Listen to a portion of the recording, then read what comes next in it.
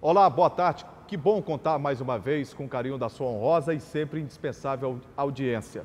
No quadro Sala de Entrevista de hoje, nós vamos falar sobre as atividades desenvolvidas pela Empresa Maranhense de Administração Portuária, EMAP.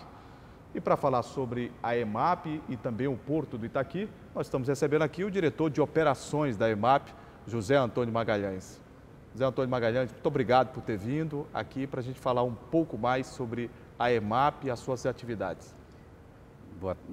Boa tarde, Juraci. Eu que agradeço, o convite. É sempre um prazer estar aqui conversando com você e podendo passar para a sociedade um pouco do nosso trabalho, o trabalho que é feito pela EMAP dentro do Porto do Itaqui. Magalhães, recentemente o Brasil inteiro viu a paralisação dos caminhoneiros. Sim. E é claro que o estado do Maranhão foi um dos estados também que passou por esse problema. Mas como é que foi feito esse trabalho de logística? Porque a gente sabe que o Porto do Itaqui foi exponencial para que esses impactos não fossem tão grandes como outras unidades da federação sofreram com a paralisação dos caminhoneiros. Como é que foi o trabalho de logística? Eu acho que a palavra inicial foi exatamente essa, logística. Nós costumeiramente falamos, e é um fato, que o Porto do Itaqui tem um diferencial logístico muito grande em relação aos demais portos no Brasil, por conta da nossa localização e das nossas conexões.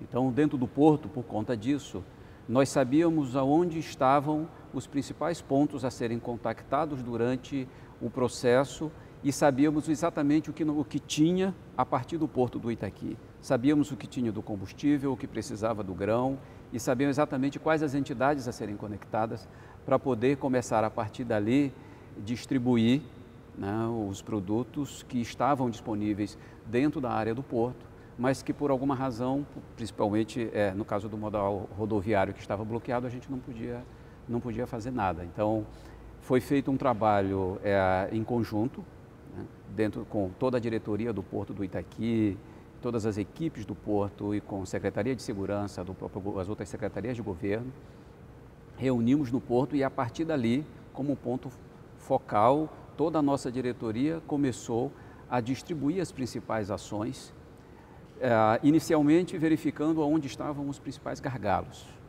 inicialmente reabastecendo a São Luís e os serviços essenciais, como ambulâncias, veículos de segurança, de coleta de lixo. Esse foi toda a região metropolitana de toda a região metropolitana de São Luís. Esse foi o nosso principal ponto. A partir daí, nós já tínhamos uma certeza, o ramal ferroviário ele não estava interrompido. Então, os estados que estavam diretamente conectados com o nosso porto, como Piauí, Pará, Tocantins, eles estavam recebendo os combustíveis. Todos os derivados estavam recebendo. E, em seguida, uma vez que à medida que isto ia sendo bem sucedido, nós pensamos na Baixada Maranhense. E aí, através de um decreto do governo do estado, uma determinação do governador Flávio Dino, nós começamos a fazer o transporte dos derivados de petróleo através dos ferryboats, que são viagens exclusivas, porque tem todo um cuidado especial com a carga, por ser carga perigosa. É permitido que se faça isso, existem regras específicas na Marinha que são cumpridas e foram cumpridas a partir daí. E a partir do segundo dia, estendemos isso para o gás GLP. E começamos chegamos a mais de 30 municípios, através do ferryboat.